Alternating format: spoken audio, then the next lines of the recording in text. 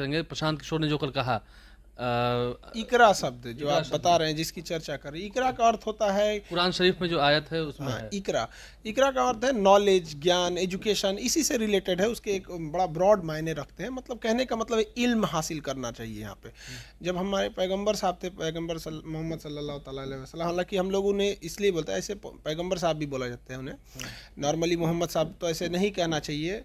उनके लिए पूरा उनके, चूँकि आखिरी पैगंबर थे तो उन्हें एक एहतराम देने के लिए मोहम्मद सल्लल्लाहु अलैहि वसल्लम बोला जाता है। तो उन्होंने कहा था कि इल्म हासिल करने के लिए, मतलब पढ़ने के लिए चीन तक जाना पड़े तो जाओ।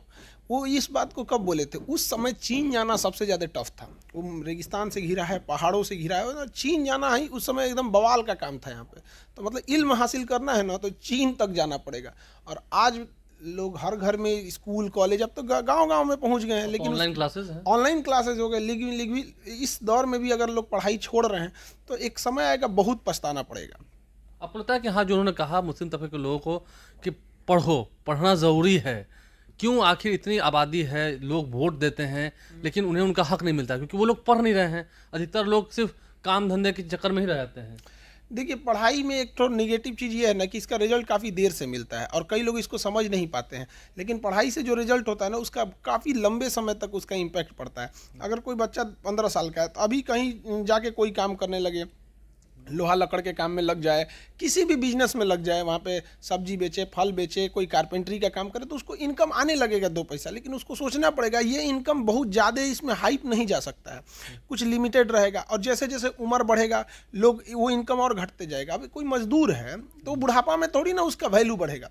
लेकिन अगर कोई IAS है तो बुढ़ापा में वो चीफ सेक्रेटरी बन जाएगा। अब जैसे आप अल्पसंख्यक की बात कर रहे हैं, तो हमारे ही बिहार के ही जो चीफ सेक्रेटरी है अमीर सुबहानी साहब, तो जब वो IAS बने थे और जब बुढ़ापा में आए तो कहाँ किस लेवल तक चले गए? चीफ सेक्रेटरी रहे, उससे बड़ा राज्य में कौन सा पद हो गया? अब तो सेवानिवृत्त हो गए यहाँ पे। लेकिन वही हम कह रहे हैं कि अगर वो एजुकेशन के दम पे नहीं जाके अगर कोई बिजनेस करते या कुछ करते, तो धीरे धीरे क्या होता है, एज ढलने के बाद उसकी वैल्यू कम होने लगती है। और पढ़ाई का अर्थ केवल नौकरी करने के लिए नहीं है। एक पढ़ा लिखा इंसान काफ़ी ज़्यादा इम्पैक्ट डालता है। जैसे एक मजदूर है, अब देखिएगा ना, वो ईंटा गिट्टी बालू सीमेंट उठाएगा, 10 साल बाद भी देखिएगा तो मजदूरे रहेगा।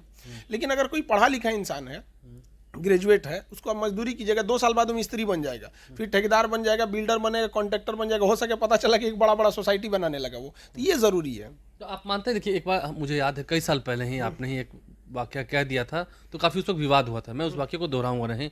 तो लगता है कि आईना भी दिखाना समाज में एक हिम्मत का काम है। बिल्कुल जरूरी है। आप आईना दिखाते हैं तो फिर आपका विरोध शुरू होता है। कुछ चीज़ें देखिए, जरूरी नहीं कि हर सच चीज़ आपको पसंद आए। सच जरूरी नहीं कि पसंद आ जाए। आप कभी ये कह सकते, जैसे आज कई बार किसी को कहा जाता है सरकारी स्कूल छाप की पढ़ाई हो रही है, क्या आप कह सकते हैं कि एम्स लेवल की एम्स छाप पढ़ाई हो रही है? कह सकते हैं? नहीं कह सकते हैं, क्योंकि उसने अपनी पढ़ाई को सुधार के रखा है। आप मजाक उड़ा ही नहीं सकते हैं। तो कुछ खास जगह पे जैसे सरकारी स्कूल का एजुकेशन लेवल उस टाइप का नहीं रह गया। अभी मदरसों में भी बहुत सारे इंप्रूवमेंट की जरूरत, हालांकि बहुत सारे लोग कर रहे हैं इस चीज़ों में। कि एजुकेशन में भी बंटवारा हुआ मुस्लिम, ये सबसे बड़ी गलती हो गई मुसलमानों से कि हम लोगों ने क्या किया ना, इल्म को बांट दिया कि ये दुनियावी तालीम है, ये दीनी तालीम है।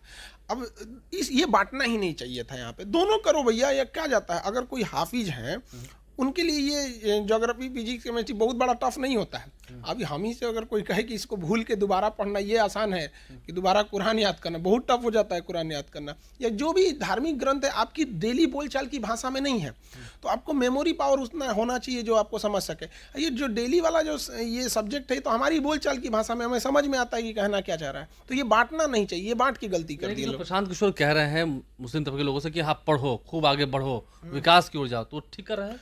तो हर तबके को पढ़ना चाहिए। स्पेशली मुसलमानों में अभी एजुकेशन में उतना चेंजिंग नहीं आया जितना होना चाहिए। हालांकि इधर कि हाँ, वो आईना दिखाकर ठीक कर रहे हैं। ठीक है, बहुत ज़रूरी काम है, अच्छी चीज़ है, ये सबको करना चाहिए। और मुस्लिम समाज को भी पढ़ाई के प्रति ध्यान देना चाहिए। और खास करके मुस्लिम लड़कियों में, महिलाओं में ये शिक्षा जरूरी है। आप मत नौकरी कराइए, कोई दिक्कत नहीं है, लेकिन अगर उस लड़की के साथ फ्यूचर में कोई अनहोनी होती है तो वो 2 रोटी कहाँ से खाएगी? फिर वो जिल्लत की ज़िंदगी रह के करेगी। आज इतने डॉक्टर्स हैं, इतने बड़े बड़े लोग पहुँचे, तो अब वहाँ पर भी सुधार हो रहा है। नहीं, तो आपको लगता है, आपने जब कोई महिलाओं की बात की कि लड़कियों की शिक्षा की बात की, बिहार में जो नीतीश कुमार कहते हैं अक्सर अपने भाषणों में कि साइकिल योजना की शुरुआत की, उससे बहुत बदलाव हुआ नीतीश सरकार में, हाँ, महिलाएं निकली। बिल्कुल बदलाव तो हुआ और छोटे छोटे चीज़ें ही हमें एक बड़े पैमाने पे बदलाव को देखने को मिलता है। महिलाओं के लिए जो साइकिल योजना थी और सारे प्रोत्साहन योजना। एक और चीज़ कहना चाहेंगे कि महिलाओं की फीस के लिए गवर्नमेंट को कुछ सर्कुलर पास करना चाहिए कि यार उनके फीस पे जीएसटी ना लगे या फिर उनकी फीस आधी हो। तो इससे भी लोगों को प्रेरणा मिलेगा कि अगर कोई एक बेटा को पढ़ा रहा है तो उतने में 2 बेटी को पढ़ा सके, अगर आधा कर दे तो ये भी एक समाज को अच्छा संदेश जाएगा, जिससे कि लड़कियां पढ़ेंगी। और अगर महिलाएं पढ़ लेंगी ना तो समाज पढ़ लेगा, क्योंकि कभी भी पढ़ी लिखी माँ अपनी बेटे को अनपढ़ नहीं छोड़ सकती। अगर माँ पढ़ लिख लिए ना तो कहेगी कि हाँ हम बर्तन मांज लेंगे, तुम पढ़ो। ऐसी बहुत सारी महिलाएं इस कटु सच को आप मान रहे हैं कि आप आज पढ़े लिखे हैं, आप आज ज्ञान के कैसे कहें एक प्रतीक हैं, आपके पास नॉलेज है, इसलिए मैं आपका इंटरव्यू कर रहा हूँ। आज अगर खान सर कोई मोबाइल का दुकान खोले होते या कुछ भी कर रहे होते तो मैं तो नहीं आता आपके पास। तो ये देखिए हर चीज़, आप भी अगर पढ़े लिखे नहीं रहते तो शायद आप यहाँ पे भी नहीं पहुँचे रहते। आज भी आप भी एक माइक लेके एक पत्रकारिता में अपनी एक पहचान बनाए, किस चीज़ के दम पे?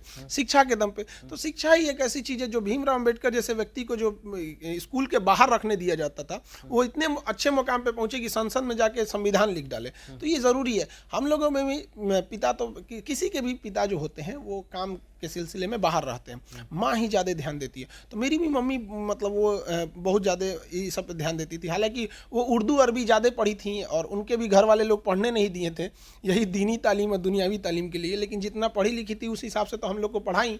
और हम यही सोचते हैं कि अगर ज़्यादा पढ़ी लिखी रहती तो हम लोग को कहाँ पहुँचा देती। नहीं, मुस्लिम में तो बहुत बड़े बड़े नाम हैं, खान सर हैं, अभी आपने आमिर सुबहानी की बात की, बड़े बड़े लोग हैं जो पढ़ाई की बदौलत आए हैं। बिल्कुल, बहुत फादर ऑफ अलजेब्रा देख लीजिए, तो बहुत सारी चीज़ें हैं इन्होंने। फादर ऑफ अलजेब्रा भी वहीं पर्शियन से आ रहे थे। वहाँ पे ये मुस्तफ़ा अबू बिन मुसाल करके हैं, वहाँ पे उनका पूरा नाम आता है। बड़ा लंबा, पर्शियन लोगों का नाम बड़ा लंबा होता है यहाँ पे अमूमन देखिएगा तो उन लोग का। तो ये सब चीज़ें हैं, अच्छी चीज़ें उनमें। हालांकि अब सुधार हो रहा है। पिछले